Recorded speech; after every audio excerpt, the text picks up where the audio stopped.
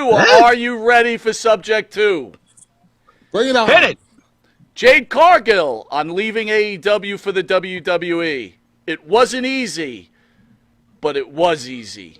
WWE media blitz from Jade Cargill yesterday included sending newly signed star to chat with David Shoemaker. The standout quotes from the interview were as follows. Cargill is respectful of her time of AEW, but talks about the last 3 years as a means to an end. Asked how she feels to be called a WWE superstar, Jade replied, "It feels great. I feel like I just in preparation for the grand stage. I felt like this is always the mission. I felt like the shoe fits. I felt this is going to happen. Honestly, this is expected. I'm so excited to be here." More than just preparation for the grand stage at WWE, Jade viewed her time at AEW as a career strategy. While talking about a 2019 WWE tryout not signing with the company, she said, "One thing, I'm a businesswoman. I think I made the best route at the time. The WWE is a great company." The 31-year-old Cargill wouldn't say she'd hit the ceiling in AEW, but she did say it didn't give her the path she needed in Tony's company. Jade Cargill, gentlemen, opening up. Phil DeCesare. Phil. Wow. First of all, what a stunning athlete she is. Boy, you talk about the look, just the talent, even the mic skills and the believability. She's tremendous. She really is. And, in the old days, we had territories, and people would go to a territory for, as few as 3 months or stay a year, depending upon how quickly they cycle you through, whether you're a heel or you're a face.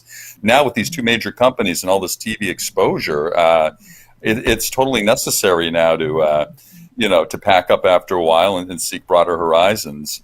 I know she's really close with Cody Rhodes, and I think he was a big part in making the switch. And, with all these recent cuts, I have to wonder if, their budget hasn't opened up a little more to kind of reach out and snag the people they really view as talent, She's done so much there, and again, 31, we don't know how many more years she has in the business. I think she has a child, may want to have a few more, so I think she wants to get up while the iron is hot and seek some greener pastures, work with a new talent pool too, and I think certainly with the shakeup in management up there, it might open up some opportunities for her too that might not have otherwise been there.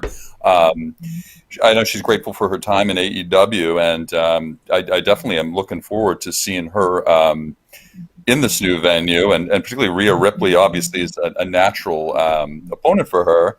And certainly we've got some bigger women too in WWE, which actually pose more of a physical threat to her. So I think it's just a great move.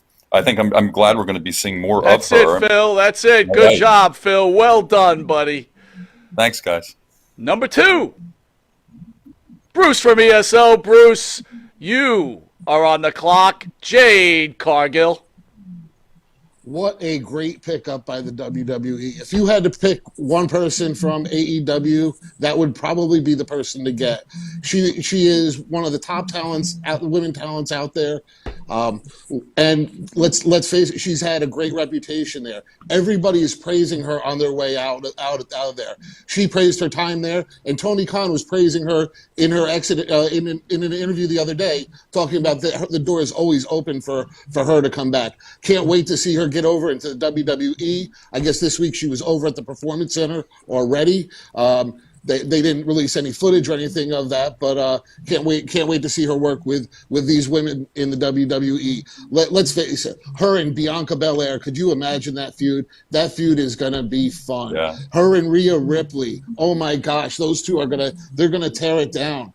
I could just picture this women's division in WWE is growing. It's at a point that women's wrestling is at a peak that we've never seen before. I can't believe we've gotten to this point. If you told me 20 years ago that we would have several women's champions and women's tag team champions and several wrestling organizations with established women's wrestling, that's absolutely insane. And let's face it, Jade Cargill. She's gonna compliment these women that are there now to an unbelievable stature. That's it, Bruce. Good job, buddy. Well done. All right, Bruce. Jade Cargill.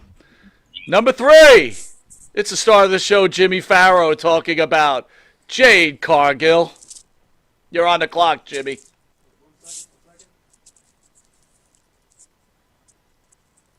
Did we lose him? Uh-oh, Jimmy's in trouble. He's going to lose points. Where did he go? Frozen. Where did he go? Oh, man, Jimmy's up against it now. Are we going to run the clock on Jimmy with no connection? Oh, no. Poor That's Jimmy. terrible. All right, we're going to move to Mr. Benny Scala. Can we move it down to Benny? 1 second. Benny. Let me know.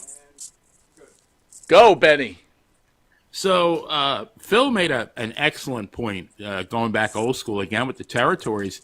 One of the great things about the territories is you always stayed fresh. You wrestled in Mid-South. You stayed there for maybe 6 to 9 months. I remember Vince McMahon Sr. was his claim to fame. He would bring in, the heel of the month or the heel of the quarter and give them this tremendous buildup. As an example, he brought in Bob Orton Sr., came in as Rocky Fitzpatrick. The guy was unbeatable. And it always led to, 1, 2, or 3 matches with Bruno at the Garden, all sellouts. So now, as Phil said, you can't do that anymore because there are no more territories. Everything's on TV. But I think this is a huge upgrade for Jade Cargill. I think I listened to what she said. I'm very impressed by her savvy, her business sense. I think, and to use a baseball analogy, I think she is going from the Scranton Wilkes-Barre, whatever their name is, to the New York Yankees. I mean, she had to spend that time in the minor leagues to get seasoned, but she's in the right place in the right time. I'm not the biggest fan of women's wrestling, but I got to tell you, the matchups, the potential of her against an Asuka, a Rhea Ripley, any of these great women wrestlers, it's just mind-boggling the possibilities they have. And that's it, Benny. Good job. Farrow's back on. Jimmy, Jade Cargill. Guys, you're breaking up. I can't hear you. Jade Cargill, Jimmy. Well, I don't know if you guys can hear me, but I'll give it a shot. We can hear you. Jade Cargill. Okay, let's try. Jade Cargill. All right, what's getting lost in all of this is congratulations, AEW. You are officially TNA during the Spike television time period. What I mean by that is that this is the first of what we're going to see a lot more of happening. See, if WWE had grabbed all of AEW's people when they first started, they would have been giving validity to them. Instead, they were smart enough to wait this thing out for a little while. What we're getting is somebody in their prime from AEW. She's in the prime of her career. She's 31 years old. She was basically the Goldberg of the women's division over in AEW. So they are absolutely taking one of their top talents, but they're not doing it in a way that really puts AEW over in any kind of way. That's timing, because Vince McMahon, Triple H, and the rest of the folks at WWE are geniuses. Timing is everything. So by making this move, they have basically done it at the right time. Cargill gets to walk right into a roster that she's just tailor-made to work with, work for, put over, and get over. It's an absolute fantastic, fantastic signing. There is no way that the other folks in AEW, the ones that are coming up, are not going to be seeing this. You've had Cody come over. That's it, Now you Jimmy. have one Good of their job, own Jimmy.